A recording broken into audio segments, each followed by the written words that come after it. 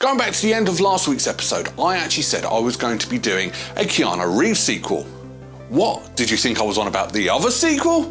No, I'm on about going back to my roots and going back to what it was like in the 90s. Because let's face it, I'm a 80s, 90s child. So, with that being said, let's have a look at 10 things wrong with Bill and Ted Face the Music. In 2020, many years after Bill and Ted's Bogus journey, Bill and Ted have still failed to write a prophesied song that's going to unite the world. Their marriages and careers are deteriorating, and now time and space are beginning to collapse. When the film was released, it received generally positive reviews from critics, mainly for the performances and the story, with lots calling it a welcome return to form for the series. But it does not mean it's a perfect film. So what have I, the nitpicking YouTuber, found? Well, let's discuss 10 things wrong with Bill and Ted Face the Music. Number 10, Rufus's daughter. So, in the first two films, Bill and Ted were guided by Rufus, who was coolly played by George Carlin. He was absolutely brilliant with his performance, and yet his performance just oozed coolness. So unfortunately, due to him passing away, he's unable to be in this film. But they did replace him with Kelly, his daughter, who was missing that coolness. In fact, she was a bit more neurotic. Now, I would have had that character be as cool as her father, because let's face it, he was just coolness. Everybody loved Rufus from the first film, but yet she wasn't quite the same, really, which is a bit disappointing. Number 9, Robot. Following on from the previous film, this film has a robot tracking down Bill and Ted, just like Bill and Ted's Bogus journey. Except this time, this robot looks like a robot. Whereas in the previous film, the robots looked were realistic. They actually were doppelgangers for Bill and Ted. So why the big change that the robot now actually looks like the robots? I didn't quite like that. It's like the technology has gone backwards, but they were futuristic. We know they have the technology to make human-looking robots, so why make a robot look like a robot? It doesn't make sense. It doesn't flow from the previous film. And annoyingly, that was not the only thing wrong with the look of the robots. Number 8, Dragon Ball Z. Now, if you're watching this video, I've probably just confused the hell out of you. And I wasn't the only person that picked this up. So when I watched this film and reviewed this film, I watched it with my missus. And she picked this up as well. The fact that the robot actually looks like Frieza. Yeah, now if you're not a fan of Dragon Ball, Frieza was one of the biggest bad guys in Dragon Ball history. And yes, this robot looks remarkably like Frieza. And it's so glaring that, yes, my missus actually picked it up. Now, she hates me for doing these nitpickings so often, but when she points something out like it, I have got to put it on this list. But yeah, the robot was a spitting image of Frieza. So if they ever made a live action version of Dragon Ball Z, that's what Frieza will look like.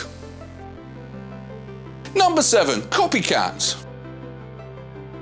So yeah, essentially this film is a bit of a copycat because it copies the first two films. The main Bill and Ted are actually predominantly going through time and then they die and then they have the Bogus journey part, whereas their daughters predominantly do what happened in the first film.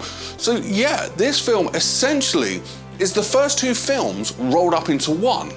It did make a good story, but I noticed these things that, yeah, it was pretty much, we're just copying and pasting of the first two films, really. Number 6, acting. As I said in the beginning of this video, that the critics thought the performances were great. A majority of the performances were great. Alex Winter looks like he has never missed a day in his life, yet we know he's sort of retired from acting and works behind the scenes and actually had to take acting classes. But Keanu Reeves did not look like Bill from the original two films.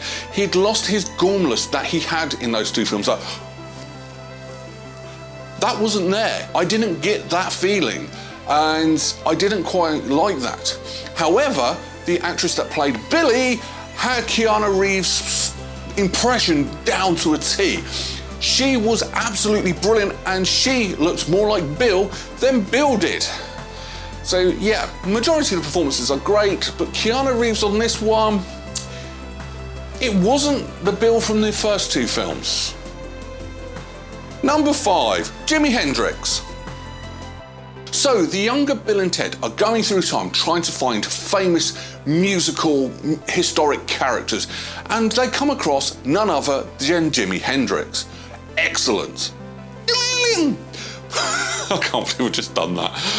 But there is a mistake in this, because Billy, when she first meets Jimi Hendrix, turned around and said that Electric Ladybird was absolutely fantastic. Now here's the error. They landed in 1967, and that came out in 1968. Mistake. And I pick things up like that because I do my research majority of the time. But yeah, sorry, it was a mistake. I mean, how do you know you've just unwittingly named Jimi Hendrix's greatest album? Number 4, Mozart. Mozart was probably one of the first global pop stars in his era, and yet they still got him wrong as well. Because in this film, he only spoke German. He seemed to understand English, but he only spoke German. However, yes, Mozart was German, but he grew up in England, so he actually did speak English. He was very good at picking up new languages. He spoke German, English, Italian, and Latin. All these languages he could speak, so why couldn't you have Mozart talking English with a German accent? Because that's how he would have spoken. So, historical accuracy wrong here. Number 3, Death's Losing. So William Sadler is back as Death, and let's face it, he was awesome in Bogus Journey, and yes, he was awesome here. However, he does make a mistake in this film. While he's playing hopscotch with himself, he is cheating, and he's saying, let's play 71 out of 81. So apart from the fact he's playing against himself and cheating, those maths are wrong. Now, if it's 71 out of 81, it doesn't work. It's either 71 out of 145 or 41 out of 81. So, which one should be correct, because what you said was completely and utterly wrong. Number 2, Top Swap. I'm going to have to be a little bit delicate on this one because it may appear that I was looking at the wrong part of the screen when this scene happened, but Thea, or young Ted, her top miraculously changes colour. So when they go and talk to Death, her top's green, and yet midway through this conversation, her top miraculously turns blue. Interesting. It's like they were using a green screen and then they switched to a blue screen, so they had to swap her top. But it just stood out like a sore thumb. We'll skip how I saw that, shall we? Moving on. Number 1, Ted's dad. So Ted's dad also makes a welcome return to this film and played it perfectly like he has never been away. However, there is a bit of a mistake in this film. When Bill and Ted travel to the future, 5 years into the future, so it's 2025, Ted's dad gets killed by the robot, goes into hell. Bill and Ted rescue Ted's dad from hell, and they go to 2020. So that means there are 2 Ted's dads in 2020, which doesn't really make that much sense. Now, I know there was a lot of people going back to their own times, but those are the ones that were displaced in time, not travelled through time. So what happened to the future of Ted's dad? Any answers? Any theories? Let me know in the comments below. Final thoughts. So let's get on to what I think of this film. Now, I had my reservations because I just thought this was going to be a cheesy rehash of the first 2 films. And in one hand, it was. But it wasn't a cheesy rehash. It was a very well thought through, very well made nostalgia remake of the first two films. And I like that. It worked. It was engaging. It kept me interested throughout this entire film. I was eager to see how they were going to save the universe. Now, I must admit, I did work out who was actually going to be the ones to save the universe. It was pretty obvious. But that being said, it didn't stop me enjoying this film. It didn't stop me rooting for them to actually do it and enjoy it. I thoroughly enjoyed this film. It has a great soundtrack, great cameo by Dave Grohl. I loved that. But you can't not help enjoy this film. Is it as good as the original two? I'm afraid not. Does it stand up on its own merit? Hell yes it does. And it does stand up, not over, it's just below the first two films. Taking out Keanu Reeves' subpar performance, because we know he can do better, this is still an enjoyable film. So what am I going to rank this? You know what? I'm going to be a bit safe and conservative this week. I'm going to give this a 7 out of 10 berries. But that's what I think. What do you think of this film? Let me know in the comments below.